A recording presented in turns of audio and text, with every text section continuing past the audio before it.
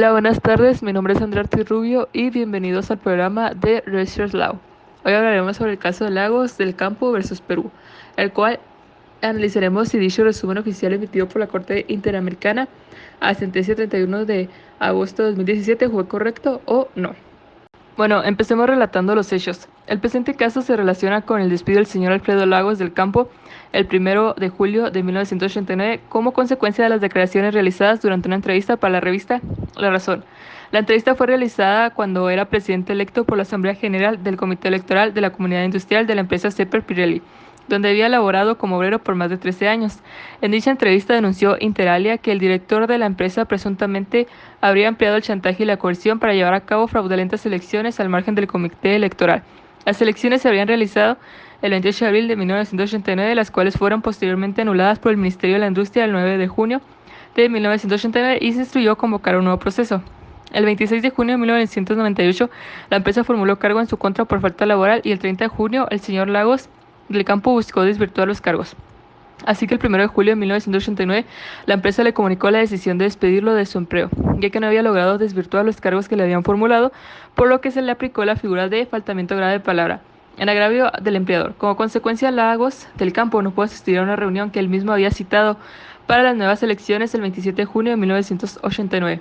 Tras su despido el 26 de julio de 1989, el señor Lagos del Campo promovió una demanda ante el 15º Juzgado de Trabajo de Lima. El 5 de marzo de 1991, dicho juzgado calificó el despido de improcedente e injustificado, al considerar que para proceder con un despido, la ley exige que la falta grave que se imputa a un empleador debería estar debidamente comprobada. El 25 de junio de 1991, la empresa interpuso un recurso de apelación contra la resolución de primera instancia. El señor Lagos del Campo presentó un escrito de defensa el 1 de agosto de 1991, sin embargo, dicho escrito fue prohibido por el Tribunal de Trabajo con posterioridad a la emisión de la sentencia. El 8 de agosto de 1991, el Segundo Tribunal del Trabajo de Lima revocó la sentencia de primera instancia y en consecuencia calificó el despido como legal y justificado. Posteriormente, el señor Lagos del Campo interpuso diversos recursos, los cuales fueron todos denegados o declarados improcedentes. Como consecuencia, Lagos del Campo se vio imposibilitado para acceder a los beneficios de seguridad social que dependían de su empleo. Y bueno, dicho esto, llegamos a la pregunta de ¿fue adecuada o no la resolución de la Corte Interamericana de Derechos Humanos? Bueno, aquí debemos resaltar que la Corte concluyó que el Estado avaló una restricción al derecho a la libertad de pensamiento y de expresión del señor Lagos del Campo, a través de una sanción innecesaria en relación con el fin perseguido y sin una debida motivación. Lo anterior debido a que, de acuerdo con las circunstancias del presente caso, no existió una necesidad imperante que justificara el despido del señor Lagos del Campo. En particular, se restringió su libertad de expresión sin tomar en consideración que sus declaraciones se referían a cuestiones de interés públicos en el marco de sus competencias, las cuales estaban protegidas además por su calidad de representante de los trabajadores como presidente del comité electoral. Por lo tanto, el Estado peruano, como tal, violó los artículos 13.2 y 8.2 de la Convención Americana. Y, en mi opinión, concuerdo ampliamente con lo estipulado en la Corte Interamericana de Derechos Humanos, ya que el señor Lago, como persona, dio a expresar su derecho a libertad de expresión, dando su punto de vista acerca de cómo fue su estancia en la empresa Cepper Pirelli durante sus 13 años laborando ahí. Y está en todo su derecho a hablar con sinceridad ante los medios públicos de dicha revista La Razón, ya que la Declaración Universal de los Derechos Humanos menciona que toda persona tiene derecho a la libertad de opinión y de expresión. Este derecho incluye la libertad de mantener opiniones sin interferencia y de buscar, recibir y difundir información e ideas a través de cualquier medio de comunicación e independientemente de las fronteras, ya sea oralmente, por escrito o impreso, en forma de arte o por cualquier otro medio de selección.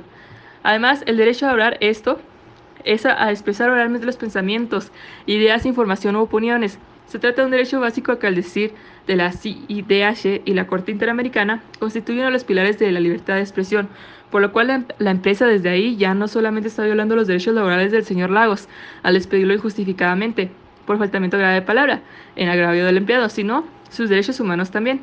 Y por si fuera poco, también se están violando artículos respecto a la Convención Americana sobre Derechos Humanos, el cual es un tratado internacional que prevé derechos y libertades que tienen que ser respetados por los Estados partes. Y recordemos que Perú es un país partícipe de esta convención, el cual está violando con sus acciones los artículos 13.2 y 8.2 que estipulan lo siguiente. El artículo 13 es la libertad de pensamiento y de expresión. Menciona que toda persona tiene derecho a la libertad de pensamiento y expresión. Este derecho comprende la libertad de buscar, recibir y difundir informaciones e ideas de toda índole sin consideración de fronteras, ya sea oralmente, por escrito o en forma impresa o artística o por cualquier otro procedimiento de selección. En segundo punto tenemos el ejercicio del derecho previsto que el inciso precedente no puede estar sujeto a previa censura, sino a responsabilidades ulteriores, las que deben estar expresamente fijadas por la ley y ser necesarias para asegurar. Tenemos dos puntos. El A es el respecto a los derechos o la reputación de los demás, o inciso B, la protección de la seguridad nacional, el orden público o la salud o la moral públicas. Y sus garantías judiciales. Como segundo punto tenemos toda persona inculpada de delito tiene derecho a que se presuma su inocencia mientras no se establezca legalmente su culpabilidad. Durante el proceso toda persona tiene derecho en plena igualdad a las siguientes garantías mínimas. Tenemos el derecho del inculpado de ser asistido gratuitamente por el traductor o intérprete si no comprende o no habla el idioma del juzgado o tribunal. En segunda instancia tenemos la comunicación previa y detallada al inculpado de la acusación formulada. En tercera instancia tenemos la concesión al inculpado del tiempo y los medios adecuados para la preparación de su defensa.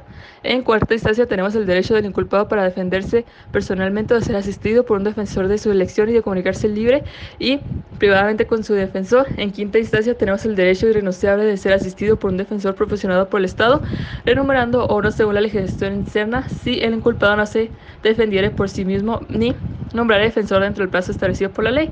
En sexta instancia tenemos el derecho a la defensa de interrogar a los testigos presentes en el tribunal y de obtener la comparecencia como testigos o peritos de otras personas que puedan arrojar luz sobre los hechos.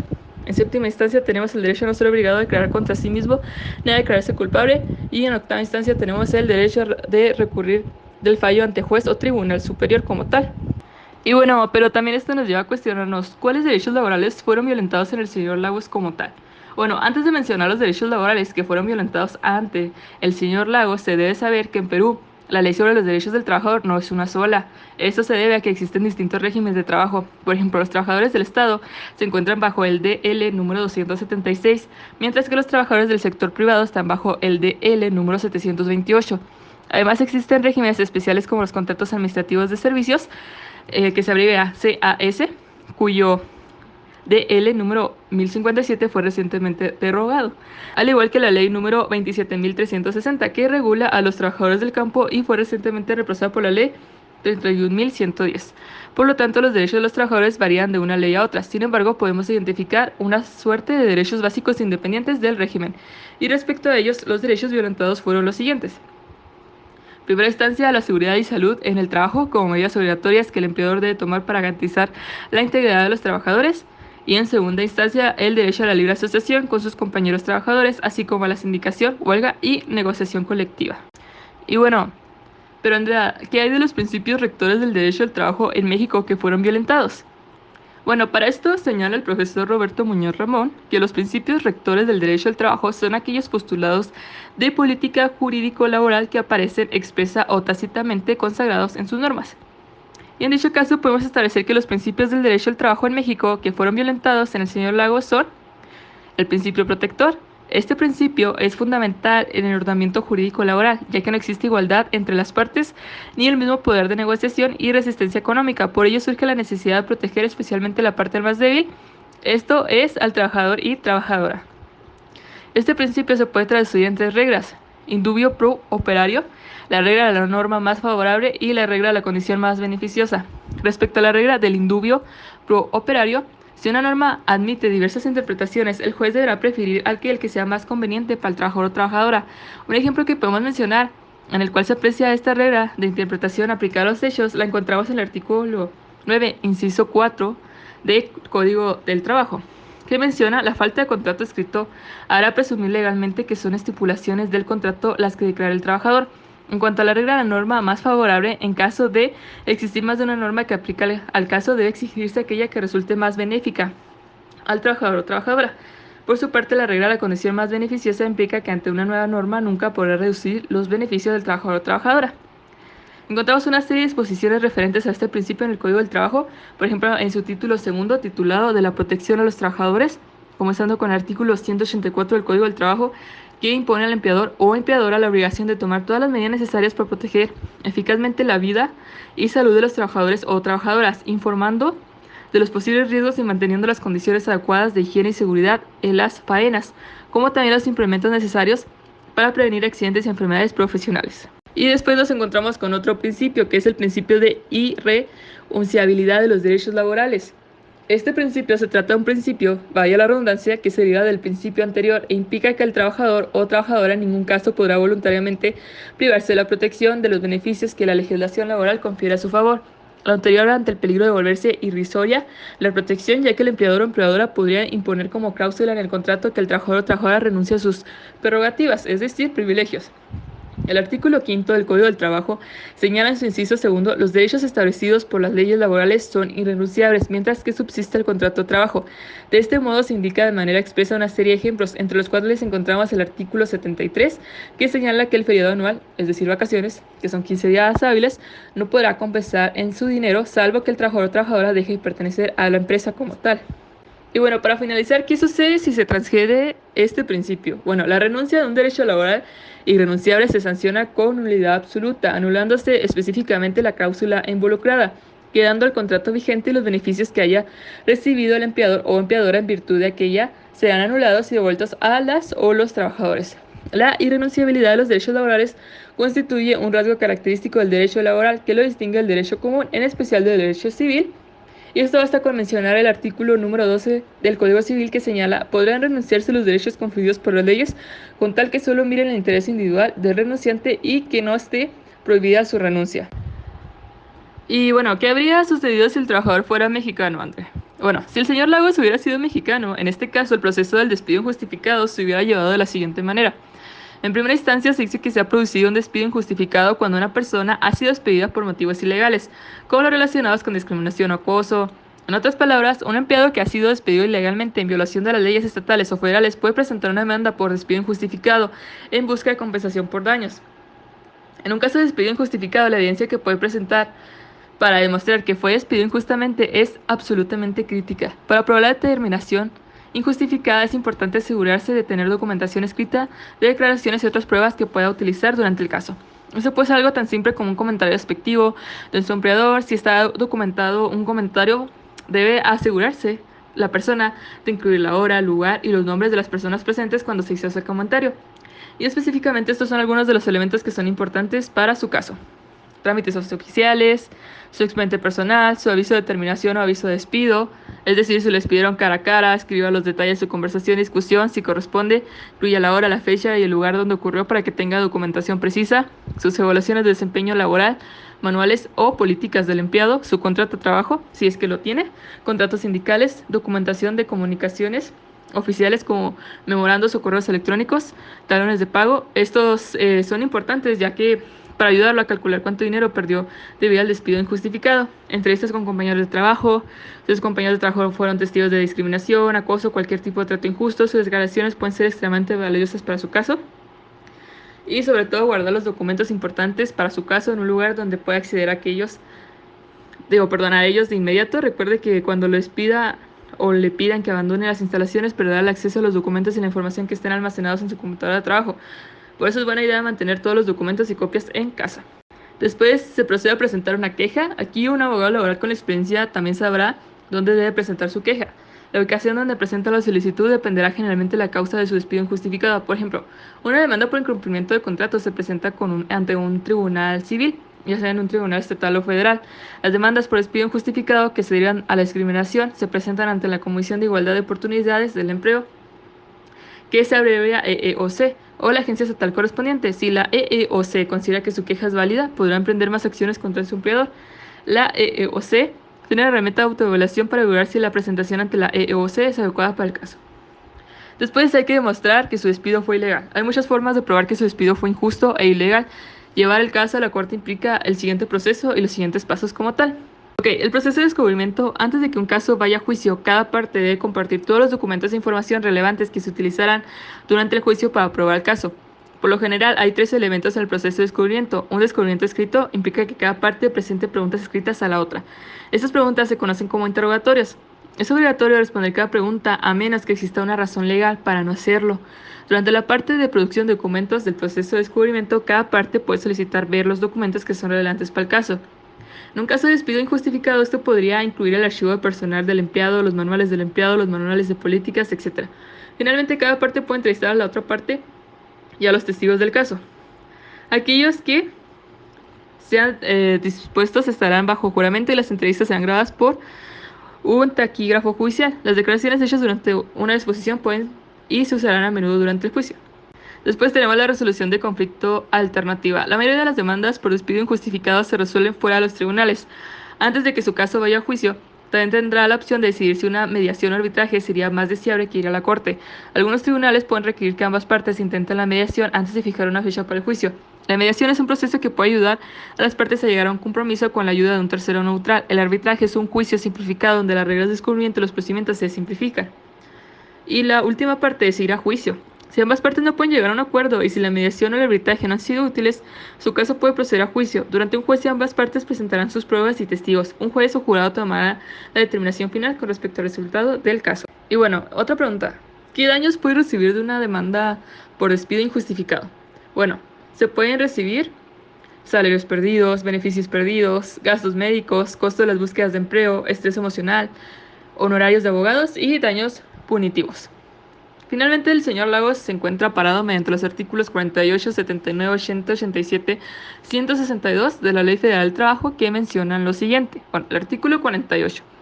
El trabajador podrá solicitar ante la Junta de Conciliación y Arbitraje a su elección que se le reinstale en el trabajo que desempeñaba o que se le indemnice con el importe de 3 meses de salario, a razón del que corresponda a la fecha en que se realice el pago. Si en el juicio correspondiente no comprueban el patrón la causa de la rescisión, el trabajador tendrá derecho, además, cualquiera que hubiese sido la acción intentada, a que se le paguen los salarios vencidos computados de la fecha del despido hasta por un periodo máximo de 12 meses. En términos de lo presupuestado en la última parte del párrafo anterior, si al término del plazo señalado en el párrafo anterior no ha concluido el procedimiento o no se ha dado cumplimiento al laudo, se pagarán también al trabajador los intereses que se genere sobre el importe de 15 meses de salario, a razón del 2% mensual capitalizable al momento del pago.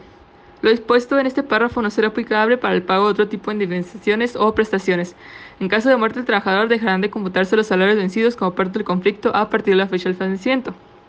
Aquí los abogados, litigantes o representantes que promuevan acciones, excepciones, incidentes, diligencias, ofrecimientos de pruebas, recursos y en general toda actuación en forma notariamente improcedente con la finalidad de prolongar, dilatar u obstaculizar la sustanción o resolución de un juicio laboral, se le impondrá una multa de 100 a 100 veces el salario mínimo general. Si la dilación es producto de omisiones o conductas irregulares de los servidores públicos, la sanción aplicable será la suspensión hasta por 90 días sin pago de salario y en caso de reincidencia la destitución del cargo. En los términos de las disposiciones aplicables, además en este último supuesto, será lista al Ministerio Público para que investigue la posible comisión de delitos contra la Administración de Justicia. Artículo 79. Las vacaciones no podrán compensarse con una remuneración. Si la relación de trabajo termina antes de que se cumpla el año de servicios, el trabajador tendrá derecho a una remuneración proporcionada al tiempo de servicios prestados. En el artículo 80, los trabajadores tendrán derecho a una prima no menor de 25% sobre los salarios que les correspondan durante el periodo de vacaciones. En el artículo 87 se menciona que los trabajadores tendrán derecho a un aguinaldo anual que deberá pagarse antes del día 20 de diciembre, equivalente a 15 días de salario, por lo menos los que no hayan cumplido el año de servicios, independientemente de que se encuentren laborando o no. En la fecha de liquidación del aguinaldo tendrán derecho a que se les pague la parte proporcional del mismo, conforme al tiempo que hubieran trabajado, cualquiera que fuere este. En el artículo 162 tenemos que los trabajadores de planta tienen derecho a una prima de antigüedad de conformidad con las normas siguientes. Número 1. La prima de antigüedad consistirá en el importe de 12 días de salario por cada año de servicios. Número 2. Para determinar el monto del salario se estará a lo dispuesto en los artículos 485 y 486. Número 3. La prima de antigüedad se pagará a los trabajadores que se separen voluntariamente de su empleo siempre que hayan cumplido 15 años de servicio por lo menos. Asimismo, se pagará a los que se separen por causa justificada y a los que sean separados de su empleo independientemente de la justificación y justificación del despido. Número 4. Para el pago de la prima, en los casos de retiro voluntario de los trabajadores se observarán las normas siguientes. Inciso A. Si el número de trabajadores que se retire dentro del término de un año o no excede el 10% del total de los trabajadores de la empresa o establecimiento o de los de una categoría determinada, el pago será en el momento del retiro. Inciso B. Si el número de trabajadores que retire excede el 10%, se pagará a los que primeramente se retiren y podrán diferirse para el año siguiente el pago de los trabajadores que excedan de dicho porcentaje. Inciso C. Si el retiro se efectúa al mismo tiempo por un número de trabajadores mayor del porcentaje mencionado, se cubrirá la prima a los que tengan mayor antigüedad y podrá diferirse para el año siguiente el pago de la que corresponda a los restantes trabajadores. En quinto punto tenemos, en caso de muerte del trabajador, cualquiera que sea su antigüedad, la prima que corresponda a separar a las personas mencionadas en el artículo 501. Y, inciso C, Y punto número 6, la prima de antigüedad a que se refiere este artículo se cubrirá a los trabajadores o a sus beneficiarios independientemente de cualquier otra prestación que le corresponda.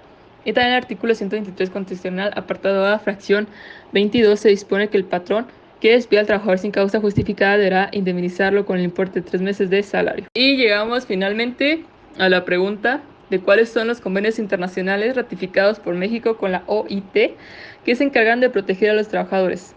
Es decir, si estuviera en el caso del trabajador de lagos, del campo.